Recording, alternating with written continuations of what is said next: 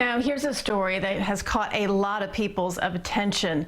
A tiger at the Bronx Zoo diagnosed with coronavirus. Now, this is the first known case of an animal being sick in the entire country.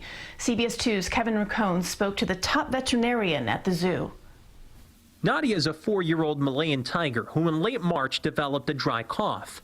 The staff at the Bronx Zoo did a physical exam, x-rays, and ultrasound, and then they tested her for the coronavirus. In addition to getting the nasal swab, we got a swab from the back of her throat and also fluid from her lungs. And so all of those samples were tested. Dr. Paul Calley is the head vet at the zoo. He says 4 other tigers and 3 lions developed a cough. Some were even wheezing. But Nadia is the only animal who tested positive for COVID-19.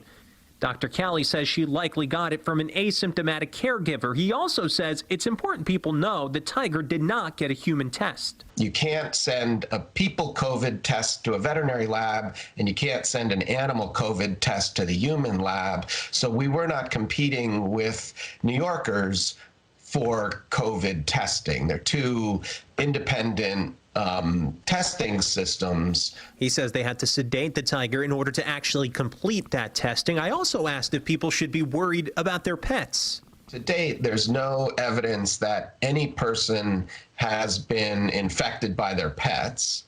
And the few reports there are of test positives in animals, either the animal was never sick or it's not clear that they were sick from COVID. And when you look at this global pandemic going on for months and sweeping across the globe, if any animal was significantly being, affected and getting sick, I think people would know it. There are a number of major research labs that have been looking into this question, including the CDC, which for now says pets cannot get the coronavirus. Kevin Rincon, CBS 2 News.